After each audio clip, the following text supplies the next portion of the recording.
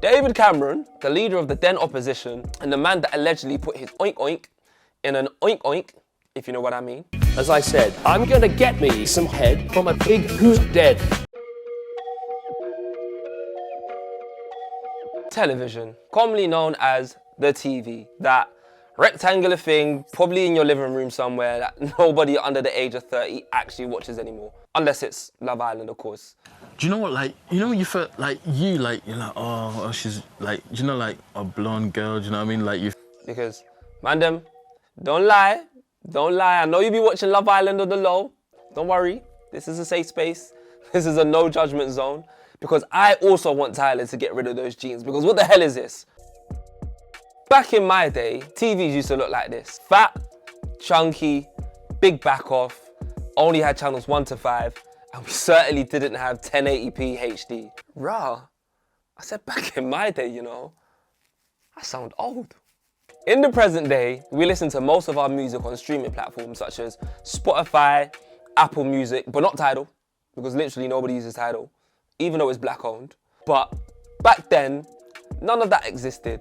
So there was no Instagram, there was no Netflix, there was no GRM, literally none of that. Realistically, the only place you could go to find new, exciting black British music was on this place called Channel U. Who's that bully for me? Oi, who's that bully for me? Channel U was like the biggest visual platform for our music. There wasn't no platform representing the man then. Channel U made you feel like you don't need to be signed. What you can afford, do it and we'll take care of that. Now, before anyone gets onto me in the comments, I'm aware that black British music started way before 2003. You know, your Rodney P's of the world, your So Solid, Soul to Soul, Gabrielle, and many, many others. But I'm 26, and I vividly remember scrolling through the Sky Music channels, and I one day stumbled across this video that arguably changed everything for me.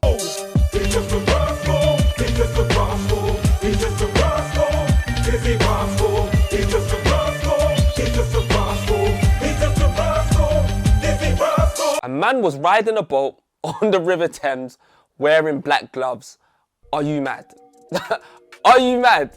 I mean, the coat was kind of big for him, but I can't lie, Dizzee Rascal back in 2003 was my idol. This was a brother from Bow, East London that looked like me, sounded like me, and for me, I can't lie, that was a very big deal. That was when I started to realise that identity matters. And once again, you have to remember, these times, I was an 8-year-old living in Hackney, and all my black cultural influences with these American men wearing baggy clothing that didn't even fit them. Side note, one day we're gonna have a conversation about the way that Americans dress, because their dress sense is appalling. It's abysmal. I mean, just look at it. Just look at this. Anyways, where was I? Now, I'm not exaggerating, but Channel U genuinely was the first time that I felt proud to be black British. Because for me, music is spiritual. You don't play with music, bro. Music is a spiritual thing. You don't play with music. If you play with music, you will die young. You see, because when the higher forces give you the gift of music, musicianship, it must be well used for the good of humanity. If you use it for your own self by deceiving people or doing this, you will die young. You see, and I've told people this many times.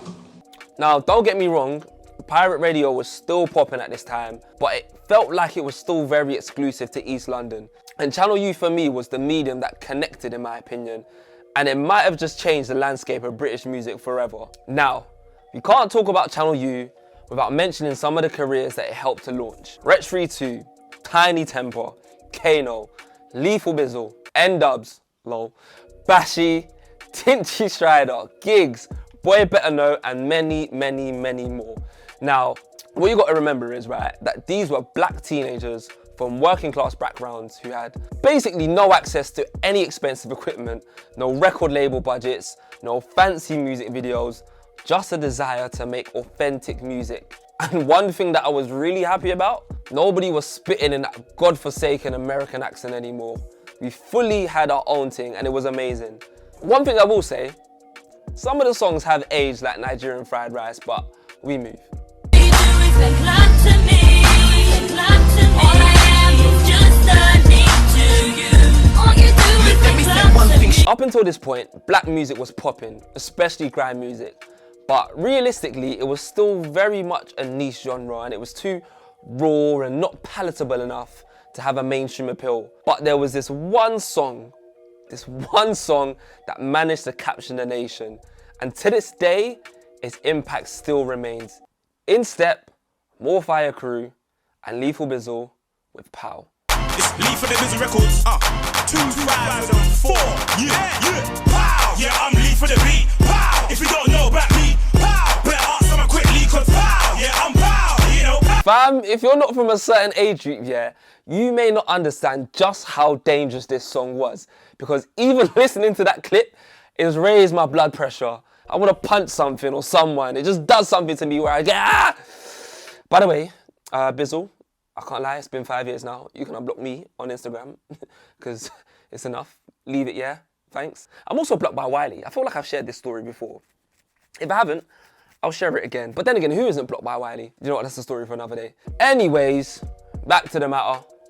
Open and close. The impact of the song was so large that clubs and venues up and down the country literally banned DJs from playing it. They were so scared that the song would initiate violence that some venues went even further and banned Lethal Bizzle from performing or doing any live PAs through Form 696. Oh, and there's more to the story, by the way. David Cameron, the leader of the then opposition, and the man that allegedly put his oink oink in an oink oink, if you know what I mean. As I said, I'm gonna get me some head from a pig who's dead. This is big. I'm gonna stick my dick in a pig. Getting piggy with it. And that's why I can't eat bacon, by the way. That's why I can't eat no bacon. And by the way, where is David Cameron? Where did that brother disappear to? Because, high key, we're in this mess because of him. Anyways, he then went on to criticize Tim Westwood and many other DJs for promoting violence by playing Pow on the radio and similar songs that sounded like Pow. Now, this was a big deal and the story gained a lot of attention from the national press. And Pow was a statement. And it wasn't a, we're here to stay. It was very much a, we're here to take over kind of moment. We're not here just to take part, we're here to take over. Growing up, I always wanted to be a TV presenter, you know. Man used to wake up on Saturday morning and watch hella children's TV. Like, I genuinely believe I have a gift when it comes to talking. So that's why I also have an appreciation for the other forms of original content that Channel U produced. Over on MTV Base, they had The Lick with Trevor Nelson, which is a legendary show from one of the country's greatest ever broadcasters. And then over in the States, BT had the award-winning 106 & Park. Spirit is very wild. I do that dance every time I get a paycheck. That's my paycheck dance. As soon as we get paid. Yeah. Now, Channel U, you could say the budget was a little tighter, you know, but they did have their own shows too. They had the Ill Out Show, hosted by Ace and Viz.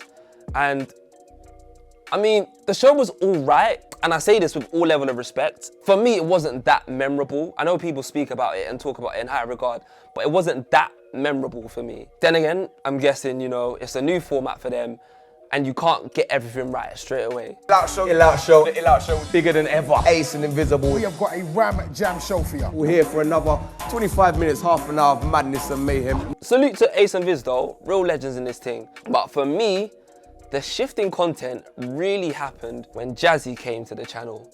You see, nowadays we have the likes of Michael Dapper, Munya Chihuahua, Young Philly, Chunks, and many other you can place in that comedic presenter lane. But back then, we had Jazzie, and I can't lie, we need to give him his flowers. Unless you got hay fever like me, because that shit ain't cute when you sneeze. I can honestly say, Jazzie is one of the reasons why Channel U was so popular. Not only was it the music channel you can go to, where you could hear your favorite up and coming artist, but it was the home of DIY black comedy. For example, take this skit. Ram up in his still, for real. Bruv, you can't really enter this place, man. It's too full. Excuse me, can you just wait, okay? Don't bite, shut up! You see the lip is not moving again. Shut up!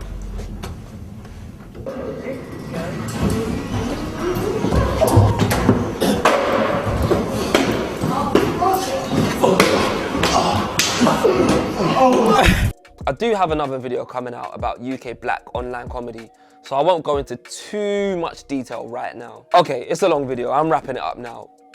Pause. That's not what I meant, but we have more than enough unwanted pregnancies in the world right now. So if you really have to, you know, at the very least, wrap up, you know, okay? Stay alert, save lives, protect the NHS. That wasn't what I came here to say, but we're here now. Anyways, back to the matter. Open and close. I can't help myself. Okay, I've actually forgotten the most important thing that actually happened to Channel U. And probably it's the one thing that led to its demise. And it might be the very reason why it's no longer on our screens anymore. The name. See, throughout the whole of this video, I've referred to it as Channel U. But on one day in 2009, Channel U decided that it was time to go out with the old and in with the new. And thus Channel U became Channel AKA. And in my opinion, that's the day that the channel died. I know it's such a minor and minute change, but it just wasn't the same after that, man. You know, not only that, but the new online platforms like SBTV and Grime Daily and Link Up TV were starting to emerge. And with that emergence, Channel U/AKA's audience started to fizzle out, and they started to focus more on things that were happening on the internet. And in the words of Wiley, evolve will be extinct. Now, while I'm here, I just want to take this moment to pay tribute to the founder of Channel U, Darren Platt, who sadly passed away in 2016. But there we have it, the Channel U era of music. Not the most glamorous of times, but we most certainly wouldn't be where we are today without it. They were sat in their ivory towers in High Street, Kensington, probably sniffing multiple lines of cocaine, thinking, cool, we need a piece of this black pie. That's gonna piss someone off. Oh, that's gonna piss someone off. But guess what? I don't care, mate. Don't care.